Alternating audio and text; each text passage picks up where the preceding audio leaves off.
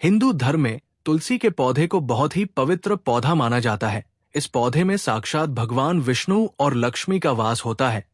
भगवान विष्णु तुलसी पत्र के बिना किसी भी प्रकार का भोग स्वीकार नहीं करते हैं। तुलसी को विष्णु प्रिया भी कहा जाता है। इसीलिए जो मनुष्य तुलसी की पूजा करता है वो कभी दरिद्री नहीं रहता है, उसकी कभी दुर्गति नहीं होती है। ऐसा मनुष्य घोर पाप करने पर भी नरक में नहीं जाता है।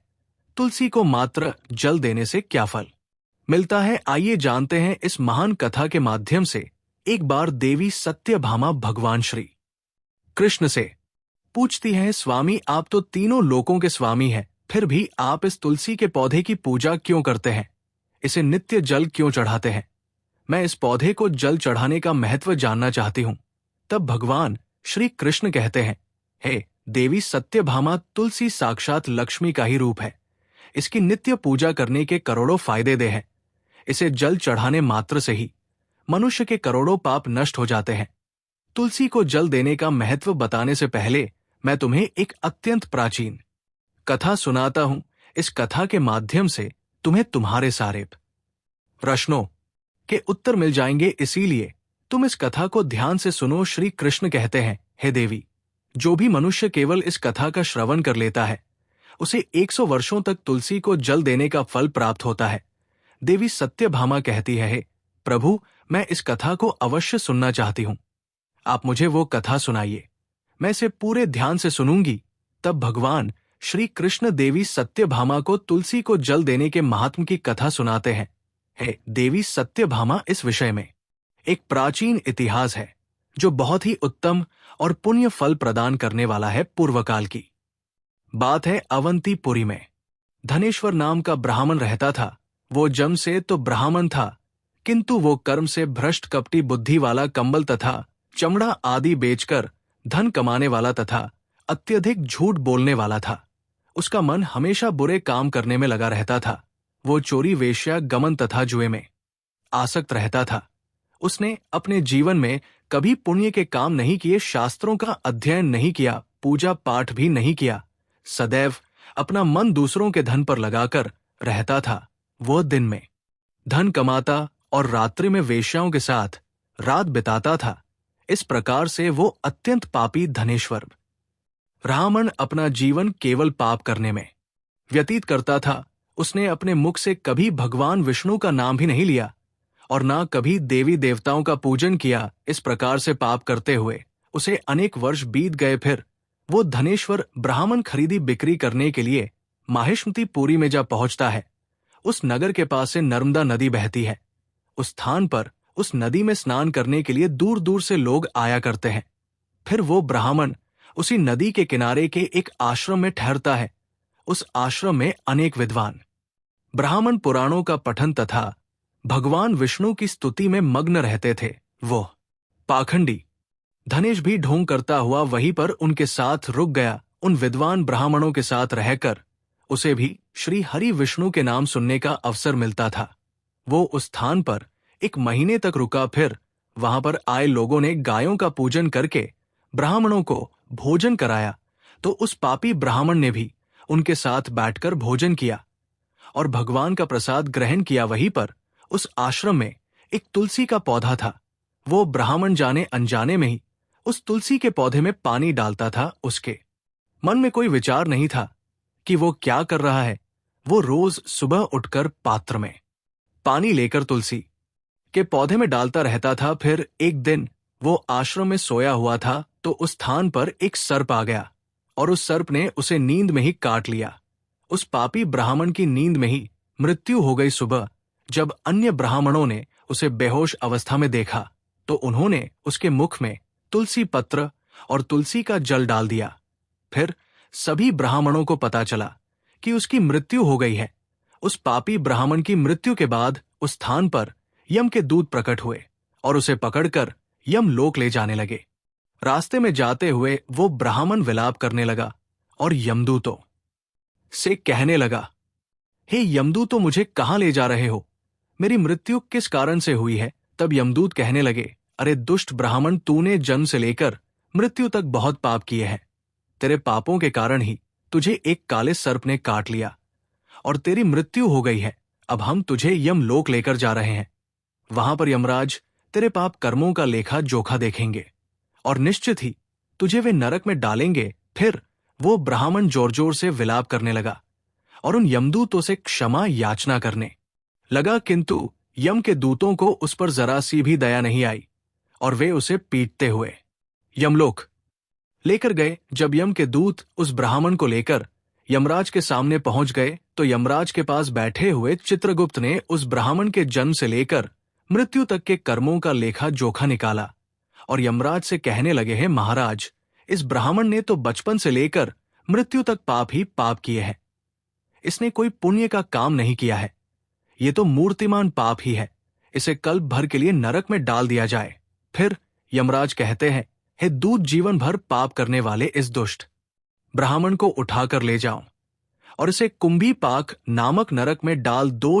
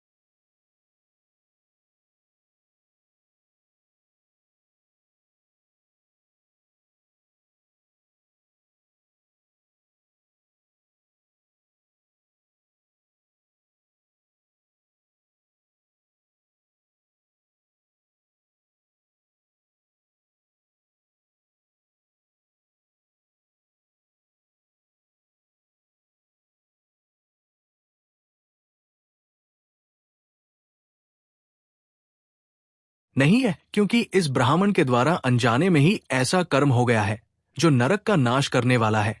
जो मनुष्य पुण्य करने वाले लोगों के साथ रहता है उसे उनके पुण्य का भाग अवश्य मिलता है। और ये ब्राह्मण तो 1 महीने तक भगवान विष्णु के भक्तों के साथ रहा है। इस ब्राह्मण में आश्रम में रहते हुए नित्य तुलसी को जल अर्पण किया है, इसीलिए ये बहुत बड़ा पुण्यवान बन गया है। इसके समस्त पाप नष्ट हो गए हैं।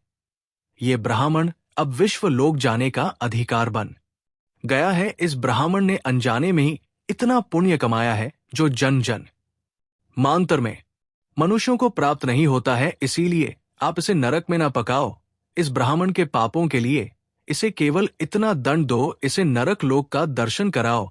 देवर्षि की बात सुनकर यमराज अत्यंत प्रसन्न होते हैं और ब्राह्मण को कुंभी पाक नरक से निकाल कर लाते हैं और अपने दूतों से कहते हैं, हे दूत, इस ब्राह्मण महात्मा को ले जाओ और संपूर्ण नरकों का दर्शन कराओ। फिर यम के दूत उस ब्राह्मण को ले जाते हैं और संपूर्ण नरकों का दर्शन कराने लगते हैं। भगवान श्री कृष्ण कहते हैं, हे देवी सत्यभामा, इस प्रकार से यम के दूत उस ब्राह्मण को संपूर्ण नरकों का दर्शन कराते हैं और यक्षलोक में ले जाते हैं और फिर वो ब्राह्मण एक यक्ष बन जाता है। श्री कृष्ण कहते हैं, हे देवी वनस्पति नाम तुलसी मासा नाम कार्तिक प्रिय एकादशी तिथि नाम चक्र नाम द्वारका मम वनस्पतियों में मुझे तुलसी प्रिय है।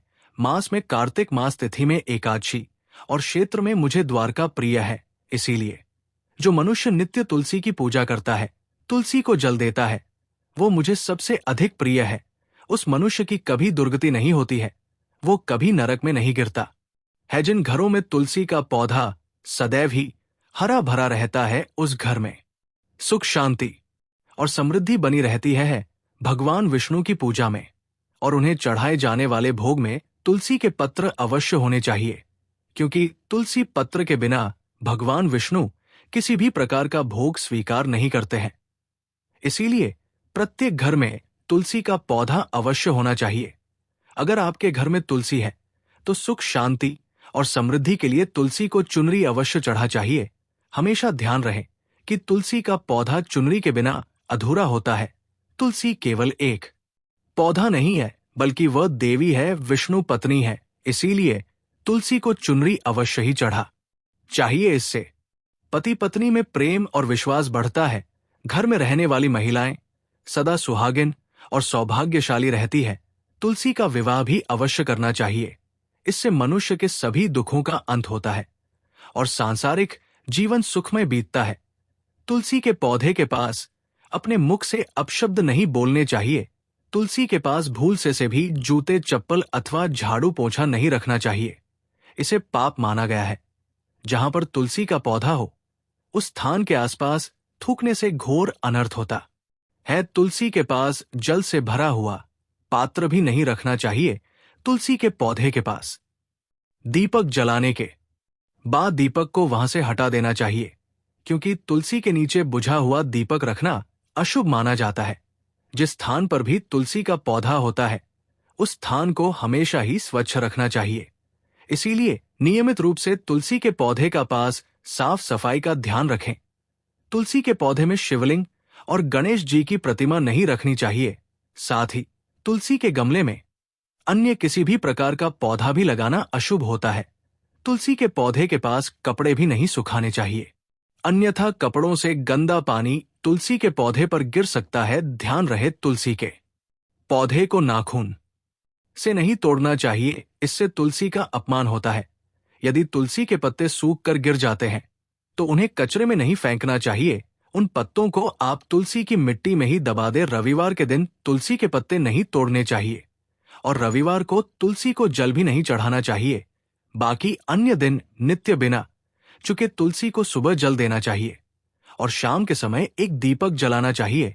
अक्सर महिलाएं स्नान के बाद अपने बाल खुले रखकर ही तुलसी को जल देती हैं। ऐसा करना गलत होता है। महिलाओं को हमेशा ही अपने बाल बांधकर माथे पर सिंदूर लगाकर ही तुलसी में जल देना चाहिए। इससे तुलसी का आशीर्वाद प्राप्त होता है। घर में तुलसी का पौधा लगाते समय ध्यान रहे कि इसके लिए गंदी मिट्टी का उपयोग ना करें।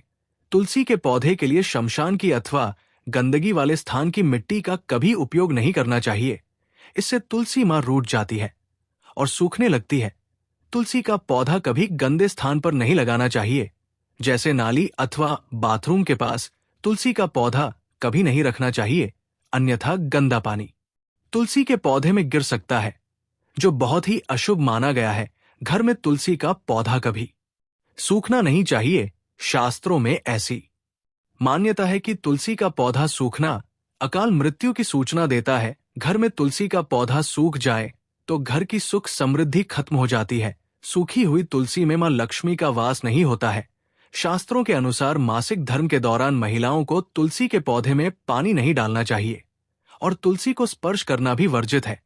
तुलसी को बिना स्नान किए जल नहीं देना चाहिए और पैरों में चप्पल आदि पहनकर भी तुलसी को जल ना दे। तुलसी को जल देते समय ध्यान रहे कि वो जल आपके पैरों पर ना पड़े, इससे तुलसी का अपमान होता है। श्री कृष्ण न कहते हैं, नित्य तुलसी के दर्शन से मनुष्य को स्वर्ग की प्राप्ति होती है और तुलसी पत्र के सेवन से उसके सभी पाप नष्ट हो जाते हैं।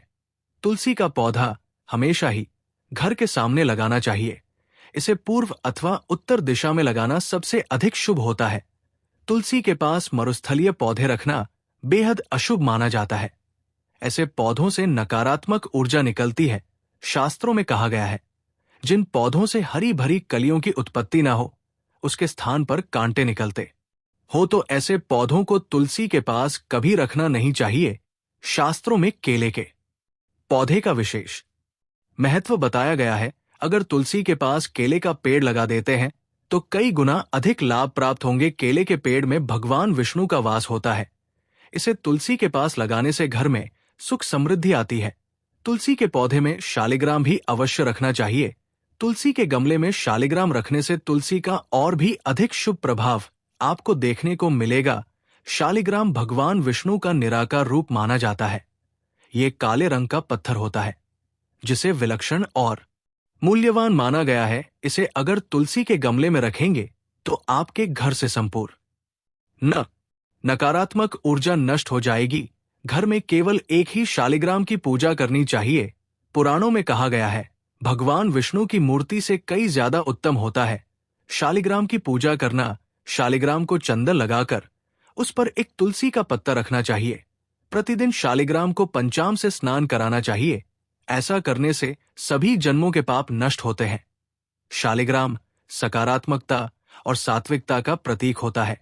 तो दोस्तों, इस प्रकार से भगवान श्री कृष्ण ने देवी सत्यभामा को तुलसी के पौधे को जल देने का महत्व बताया है और घर में तुलसी का पौधा लगाने के नियम बताए हैं। आपको ये कथा कैसी लगी कमेंट करके जरूर बताएं। जानकारी अच्छी लगी तो वीडियो को लाइक जरूर करें। साथ ही कमेंट में जय श्री कृष्ण और जय मां तुलसी जरूर लिखें।